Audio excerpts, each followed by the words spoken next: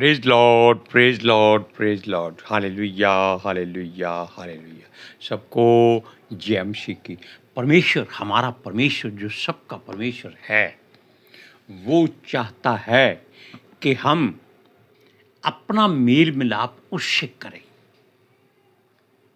और ये बहुत ही अहमियत वाली बात है कि अगर हम उससे मेल मिलाप करते हैं तो वो हमारा भला बुरा अपनी मर्जी से ठीक कर देता है। Hallelujah, praise Lord. अब हम मिलकर प्रार्थना करते हैं। हे सर्वशक्तिमान परम प्रधान परमेश्वर, सृष्टि के मालिक और खालिक, हम आपका धन्यवाद करते हैं। आपने हमें एक दिन और जीने के लिए दिया खुदावंद। हम आपके नाम की महिमा करते हैं। आपने हमें हर वो सहूलत दी है, आशीष दी है, बरकत दी है जो हमारे जीवन में हमें आगे और तेरी ओर ले जाती है। हम अपना हर काम तेरी मर्जी के बिना नहीं कर सकते, क्योंकि कुछ बातें ऐसी हैं जो तुमने अपने हाथों में रखी हैं। हे प्रभु, हमको तूने रोज़ की तरह वचन के प्रचार के लिए अपनी चरणों में बैठने की इजाज़त दी है। हम आपका धन्यवाद करते हैं। पितर आत्मा जी, हम आपका स्वागत करते हैं। आप आइए, हमारा मुंह बनकर इन वचनों को बोलिए, ताकि ये वचनों का गुणानुवाद आपकी इच्छा के मुताबिक हो और धरती की छोर तक पहुँचे, लोग सुने, मन फिराएं और परमेश्वर से मेल मिलाप करें। मेरी विनती, मेरी प्रार्थना जीसस के समर्थी जलाली कदूस जीवित और पवित्र नाम में मांगते हैं। सुनो और कबूल करो। आमीन। अब आप जान गए कि परमेश्वर से मेल मिलाप करना, संसार से बैर करना, और अगर संसार से प्रेम करते हैं तो परमेश्वर से बैर करना होता है। हालेलुया। लेकिन हम इस बात के लिए आपको अय्यूब के घर में ले चलते हैं, जहाँ पर बेचारा फोड़ों से पीड़ित और दुखी है और उसके मित्र उससे मिलने आते हैं और उससे वाद विवाद करते हैं। और वाद विवाद जो करते हैं उस पे वो उकता जाता है और कई बार क्रोध में आ जाता है। तब उसके मित्रों की ओर से पवित्र आत्मा जी उससे कुछ ऐसी बातें कह देते हैं जो उसके लिए मानने योग्य है। और वो एक बात खास तौर पर कहते हैं। क्या वो कहते हैं? उससे मेल मिलाप कर, तब तुझे शांति मिलेगी। कितनी अच्छी और बहुत ही बड़ी बात है कि जो आप किसी ऐसे दुखी इंसान से बोलोगे जो बहुत ही दुख में पड़ा है, परमेश्वर का मारा कूटा हुआ है। हालेलुया। क्योंकि परमेश्वर ने ही उसको शैतान के हवाले किया था कि भाई उसका प्राण मत लेना, बाकी खाल तेरे हाथ में दे दिया थी। हालेलुया। और शैतान उसका कोई अंग नहीं तोड़ सका, ना मार सका। उसने उसके पूरे बदन पर ऐसे फोड़े कर दिए, ऐसी खारिश पैदा कर दी कि वहाँ से उसको इतनी दर्द और खारिश होती थी कि वो अपने बदन पर राख डाल डाल कर अपने आप को शांत करने की कोशिश करता था। लेकिन उसके एक मित्र ने, एलीपज जिसका नाम है, उसको कहा, ये बात है अय्यूब 22 अध्याय के 21वें वचन की। वो कहता है उससे मेल मिलाप कर, तब तुझे शांति मिलेगी और इससे तेरी भलाई होगी। क्योंकि वो सोचता होगा, यानी कि एलीपेज सोचता होगा कि ये दुख में परमेश्वर को बुरा भला कह रहा है या अपने आप को खरा और धर्मी समझ रहा है, इसलिए इसके मन में परमेश्वर के साथ मेल मिलाप कराना बहुत ज़रूरी है। Hallelujah, praise Lord. अब इस बात को सोचिए, उसने एक वचन और कहा, 22वां, वो कहता है उसके मुंह से शिक्षा सुन ले और उसके वचन अपने मन में रख। यानी कि तू अपनी सोच को छोड़ दे।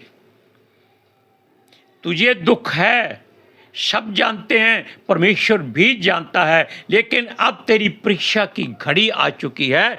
परमेश्वर ने तो ये सोचा था कि शैतान पल दो पल इसको तंग करेगा और चला जाएगा। लेकिन परमेश्वर ने भी चाहा कि देखो उसका दास अय्यूब जिस पर इतनी भयंकर मार पड़ी है, क्या अब भी वो उसका भय मानता है?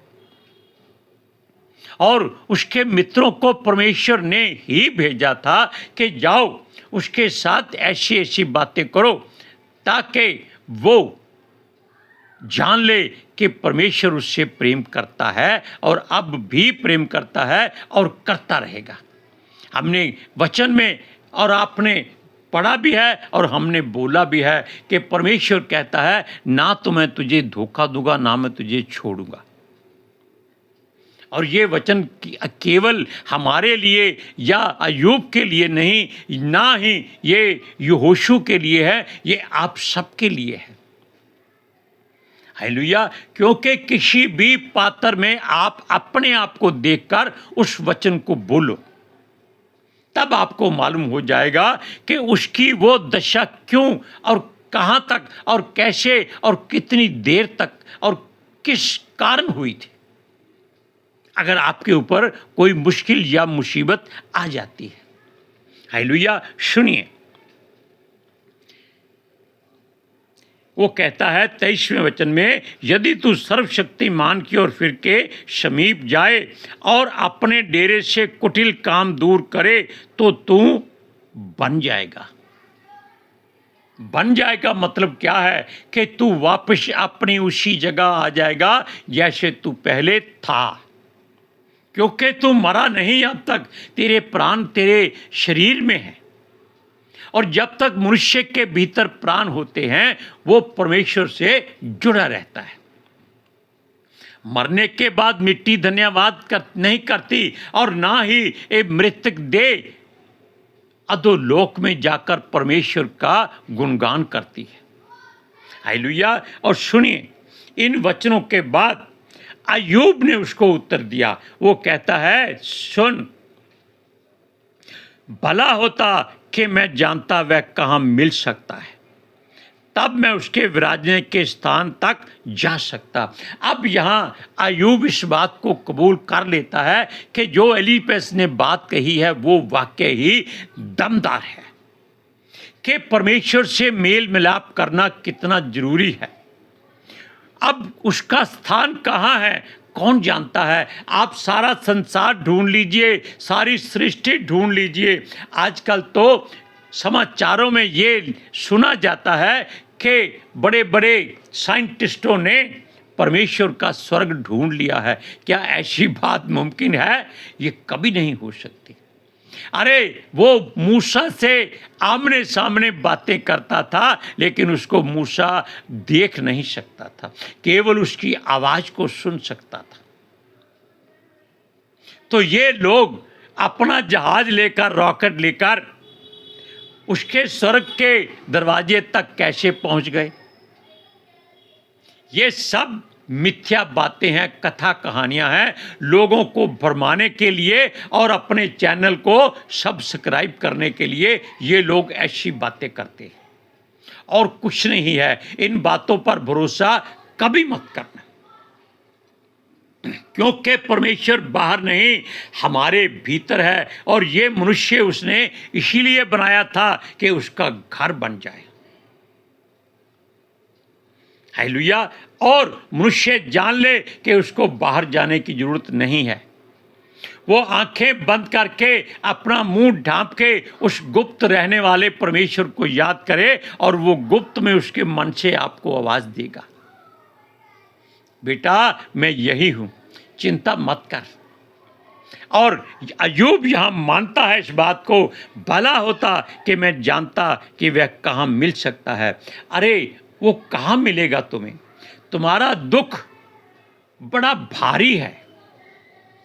और उसने इस बात को अपने वचन में कहा है। 23वें अध्याय के पहले वचन में अय्यूब कहता है, मेरी कुड़कुड़ाहट अब भी नहीं रुक सकती।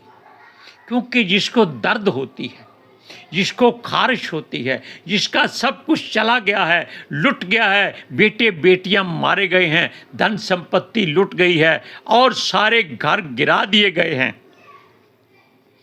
वो कैसे शांत रह सकता है?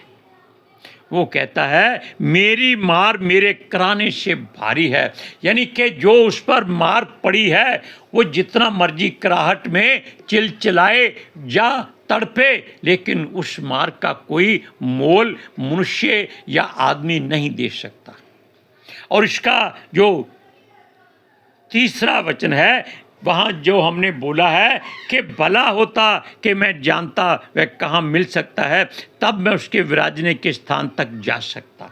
आप कहीं नहीं जा सकते, आपको जाना कहीं नहीं पड़ेगा। हम केवल आपको बताते हैं। ये बात भजन संहिता 32 के 6वें वचन में आप पढ़िए, आपको एक बात मिलेगी जो इस बात का जिक्र करती है। अब देखिए क्या कहता है वचन। उसमें भजनकार कहता है इस कारण हर एक भगत तुझसे ऐसे समय में प्रार्थना करे जबकि तू मिल सकता है। हम इसका आधा वचन ही पढ़ेंगे क्योंकि हमें इतनी ही जरूरत है। अब आप जानिए कि ये वचन का कोई अर्थ आज तक नहीं बता सकता। मैं दावा करता हूं इस बात का। वो फिर सुन लीजिए, इस कारण हर एक भगत तुझसे ऐसे समय में प्रार्थना करे जबकि तू मिल सकता है। परमेश्वर कभी आपको रूबरू नहीं मिल सकता, क्योंकि जिसको वो मिलता है वो जीवित ही नहीं रहता, ताकि वो किसी और को ना बता सके कि परमेश्वर की सूरत ऐसी है। अब आप बताइए कि अगर इस भजन में इस वचन को लिखा गया है तो अय्यूब ने भी यही बात उससे पहले कह दी है। इस बात में आप अय्यूब की पुस्तक उसका तीसरा वचन हमने बोला है और चौथा और पांचवा आपको बोलने जा रहे हैं, सुनिए। वो कहता है मैं उसके सामने अपना मुकदमा पेश करता और बहुत से प्रमाण देता। अरे उसको क्या जरूरत है तेरा मुकदमा सुनने की, तेरे प्रमाण जांचने परखने की? उसको कोई जरूरत नहीं है, क्योंकि वो हमारी हर बात जो हमारे हृदय गुर्दे दिल दिमाग आत्मा में है, हमारी सोच में है, एहसास में है, हमारे मन में है, हमारे दिमाग में है, कानों में जो पड़ी हुई है, ज़बान से बोली हुई है या बोलने वाली है, वो हर बात को हजारों वर्ष हमारे जन्म से पहले ही जानता था। आप इस बात का जिक्र भजन संहिता 139 में पढ़ सकते हैं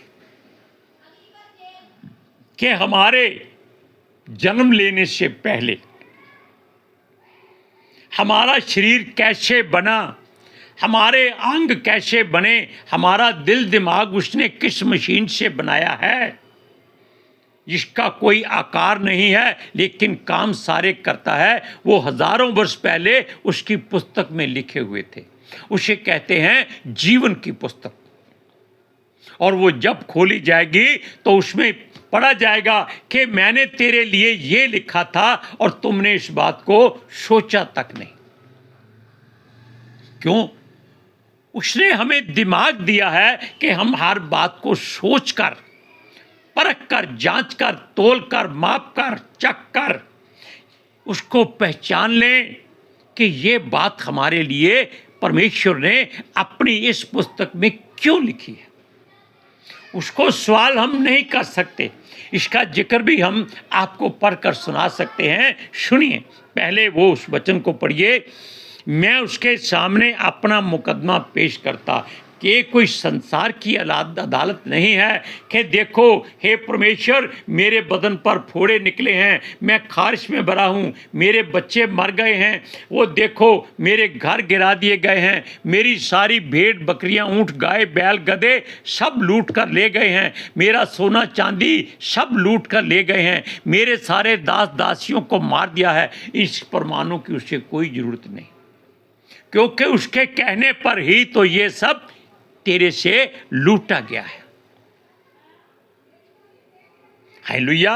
सुनिए, उसको किसी प्रमाण की आवश्यकता नहीं है। इसके 5वें वचन में अय्यूब कहता है, मैं जान लेता कि उसने मुझसे उत्तर में क्या कहा है। आप कैसे जान लेंगे? क्या आपको मूसा की तरह उसने आवाज दी है?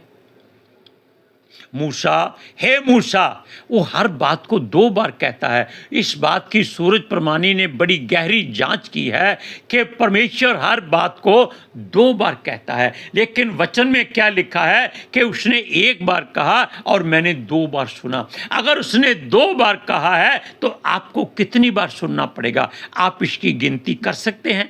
नहीं, क्योंकि उसका 2 बार बोलना हमारे लिए 100 बार सुनना है, ताकि हम उस बात को कभी भूल ना सकें और अपने जहन से निकाल ना सकें कि हमारे परमेश्वर ने हमको ये वचन बोला है, इसको नहीं छोड़ना है। अगर वो कहता है कि मैं तेरी ताड़ना करूंगा, 1 बार कहेगा तो जान लीजिए आपकी ताड़ना नहीं होगी, क्योंकि ये आपके लिए चेतावनी है। Hallelujah, praise Lord. इस बात में इस वचन को पूरा पढ़ते हैं, मैं जान लेता कि उसने मुझसे उत्तर में क्या कहा। वो आपको कभी उत्तर नहीं देता। सुनिए, और जो कुछ वह मुझसे कहता मैं समझ लेता।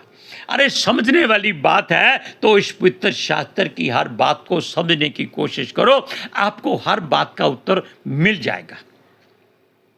इस पुस्तक में परमेश्वर ने ऐसी ऐसी बातें लिखी हैं जो मनुष्य के चित्त चेते में नहीं है। वो टिड्डियों की बातें करता है, झींगुर की बातें करता है, चींटियों की बातें करता है और पत्थर में रहने वाले कीड़े की बात करता है। वो एक ऐसे पक्षी की बात करता है, वो शाम को आप घर की छत पर शाम को देखिए, वो छत के कोने पर पड़ा रहता है, उसको गौरा कहते हैं। वो उल्लू की बात करता है, वो चीलों कौओं की बात करता है, वो गधों की बात करता है। इन बातों का जिक्र आपको किसी ग्रंथ में नहीं मिलता। उसके हर बात में हर फल का जिक्र है, आप कहीं भी इस बात को जान सकते हैं। लेकिन उसके लिए आपको परमेश्वर का ये जो खत, पवित्र शास्त्र जिसको कहा जाता है, अगर वो उसको पढ़ना है तब आप सोच के पढ़िए, हाँ प्रभु, मैं तेरे इस पवित्र शास्त्र को पढ़कर जान लूंगा कि तूने मेरे लिए क्या कहा है। हालेलुया। अब इसके लिए एक वचन पढ़ते हैं,